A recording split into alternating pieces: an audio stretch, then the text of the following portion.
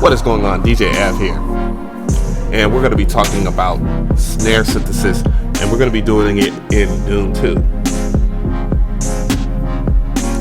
This particular track that I did in general is synthesized from the ground up. All the snares and stuff like that have been synthesized from the ground up, even the ones that are in the waveform. The reason why I captured them and used them in such, especially the Purple Weekend drum kit, is that when you capture stuff in waveform, you get a consistency of that, which is different from when you do it in an actual synthesis, such as like the TR-808 or of that nature. And I'll explain that by going into the snare itself. And I'm just going to play the track a little bit louder for you.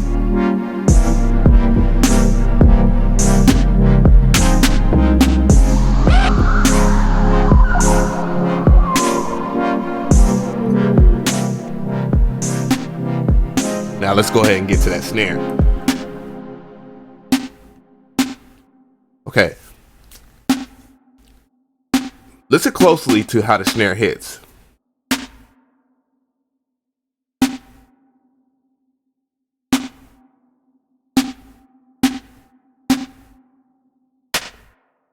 Now as you heard that one part was just a capture of the gated noise. Because of the amplitude envelope being set so tight, the very nature of that is persistent to the fact that, you know, in an analog world, which you have this analog filtering envelope right here, which keeps true to its form. In an analog world, transistors and VCAs and, you know, just control amplifiers and all that, they run from and concur of energy or joules or whatever. We're not going to really go into deep in the science of it, but, you know, the sound is not consistent because those particular things get different amounts of energy at certain times, and then it gets and it also the variables change as the years go past and stuff get worn out or even dropped of that nature, so you never really get that consistent sound. So that is kind of how analog works. Now let's go into making the snare. Now I already have a patch here. One thing that you have to keep in mind when you're doing snares and creating snares on its own in Dune 2 is this right here. When you're in this all window right here, all affects all of these right here, all 8 voices or whatnot, or 8 pages, whatever you want to talk about. So the first thing first, you have to set up how your amplitude envelope is, because the tighter it is, the chances, because by default it's like this, it'll play constant. And you know, when you want a snare, you want to make a snare, you want that space to be tight. Second thing, when you go on, just move on to just like layer 1. After setting that up, that will make a lot of the work a lot easier versus than not setting the amplitude envelope right here and then having to readjust it. And now we're gonna go ahead and select a personally I prefer to select a sine wave.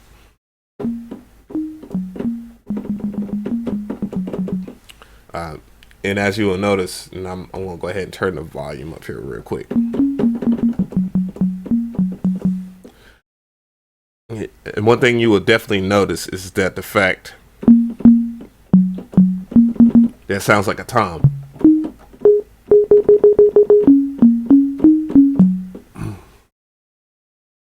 So from that point right here, what we're gonna do is we're gonna use another layer, and we got to set the voice amount right here so that you have access to that.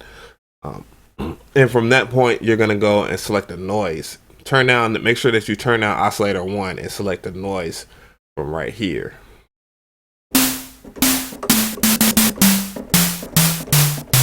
Now you're halfway there. Yes, that is exactly what you had to go through to making a snare. And from that point, you could adjust many things from your white noises or your pink noises or whatnot by, working with the filter section right here. Because cutting off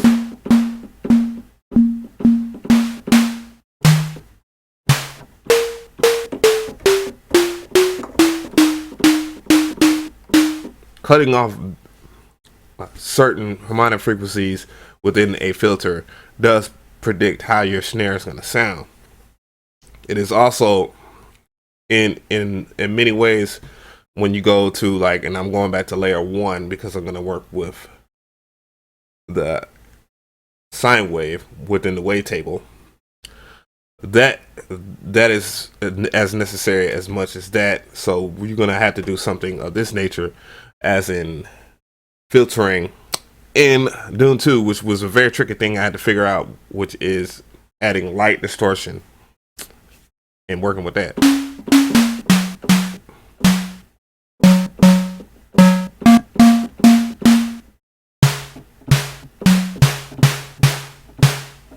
And from that standpoint also, I'm probably just going to adjust the decay some more,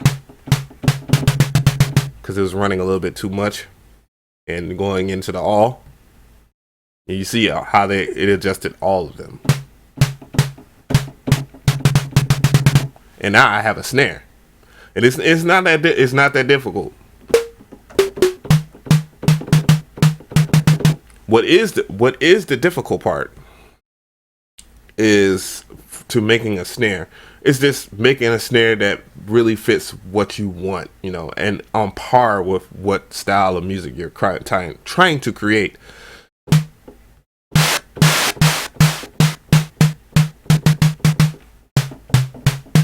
Like, for instance, this snare seems a little light, even though I'm kind of listening to it a lot. I don't have my headphones on, but it seems a little light. And there's things that you can do to add some aggressiveness to it. Things of that nature are kind of like reverb, or more or less distortion, which we're going to go into the distortion window here. And, since we have effects 1 ready right here, you can either burn, you could, assign which effects that you want to use, either from FX1 or FX2, bus 1 or 2, which is universal through all the 8 voices. But, I'm going to use FX1, and I'm probably going to use it on both voices or whatever. I could just go ahead and go all. And now I have distortion on there, and we're going to see how it sounds with the overdrive.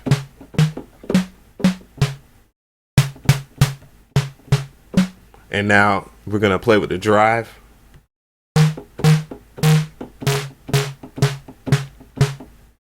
I'm going to all. It has a longer tail since the harmonics are being piled up and, being reshaped by the distortion.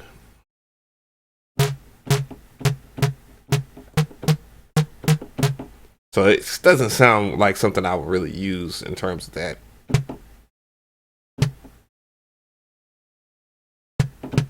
The key thing is just making sure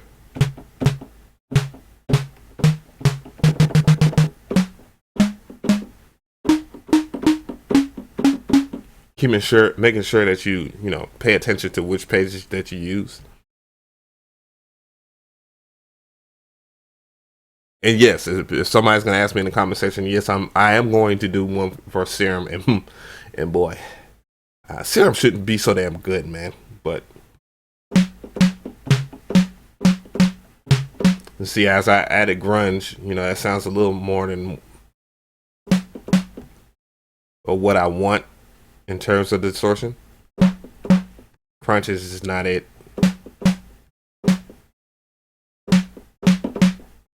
Then you can play with the tone.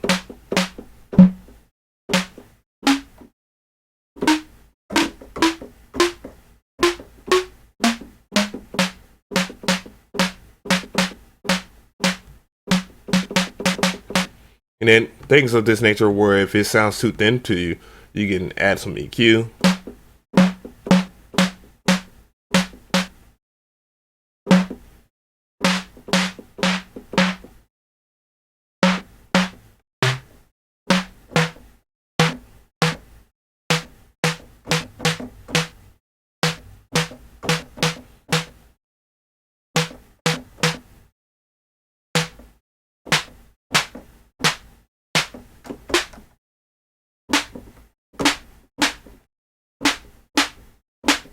Now I'm working with the decay within both of the waveform and the noise oscillator.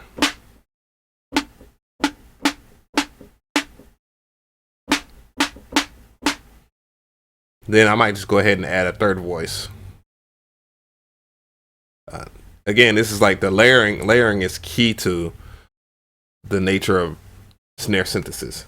So, I have different waveforms, and then in Dune 2, one thing I do like about Dune 2, and I don't know, kind of don't like, is the one shot.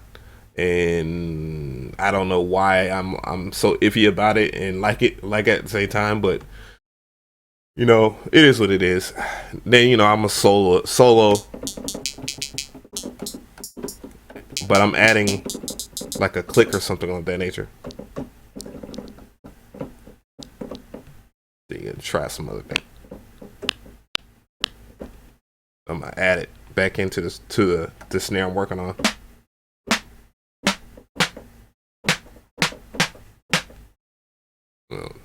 Work on 1 and 2. So here, see how it sounds without that click clack sound.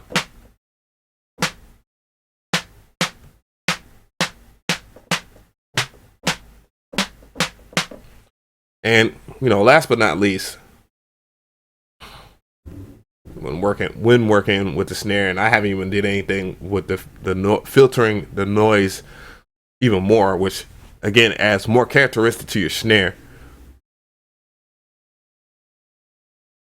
Oh, and let me show you something real quick. Let me show y'all something real quick. Also, if you having if I was to tighten up the decay some more,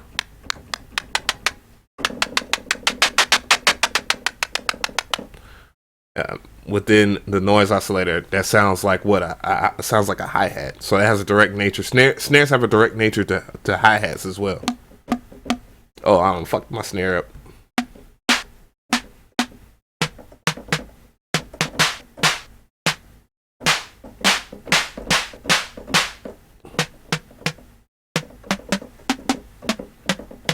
Oh, messed my snare up.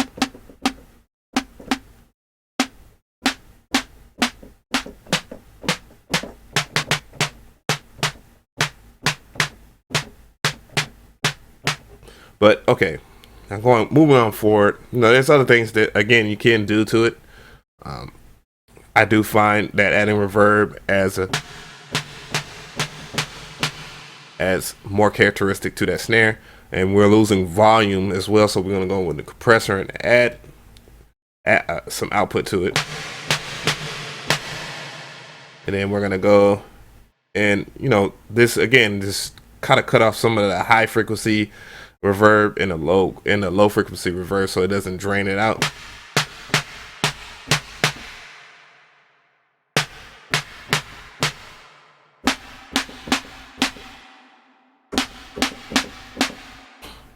And then I got one more thing to show you. Grabbing different rooms or trying different reverb rooms affect your snare. But last but not least, the last thing that I want to show you, delay. Now, one will think, what would delay do to a snare, and how would it express its characteristics? It does a lot.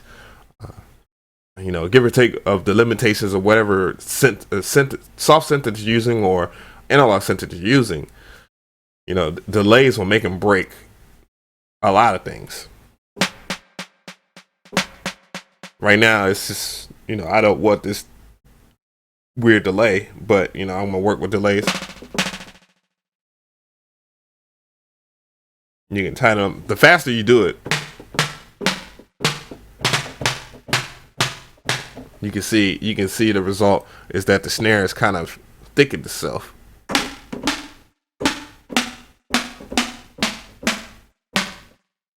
If you layer that with a clapper of something of that nature, and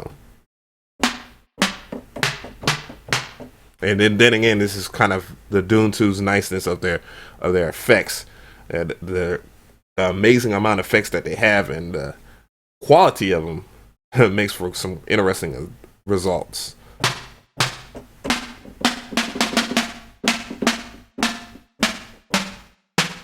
play with some phaser.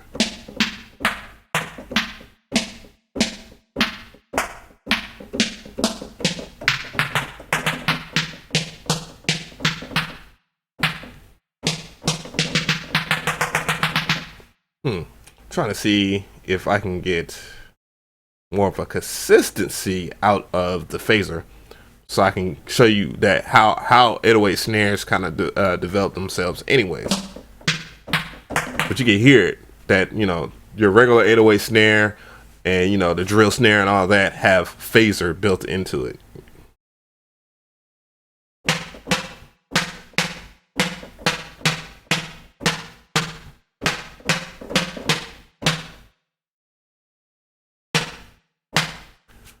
But that's basically about it, guys. If you like this video, give it a like. If you have any comments, please leave a comment. My next snare synthesis video will be, and I didn't think I was going to do a series with, but it's going to be in Serum, and probably one in Electro 2, and then whatever else I can think of. But hopefully this video was good, and let's go and see what was the end result of this snare. I'm going to go ahead and use this snare. Mute this. Oop, and we're gonna hear it.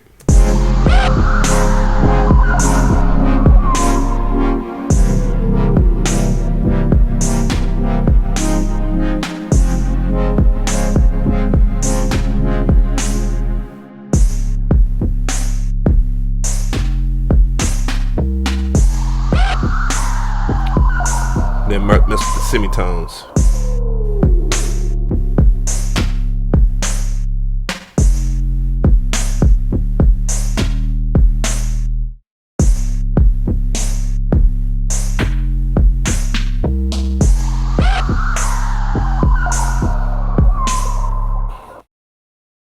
So, all right, yeah.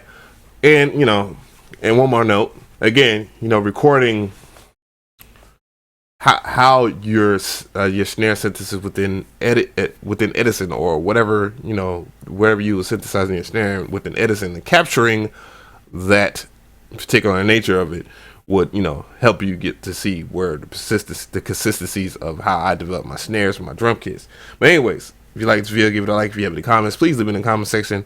Don't forget to subscribe. I thank you guys, and let me know what else you want to know about snare synthesis in general, and, you know, we'll see what we can do. I'm out.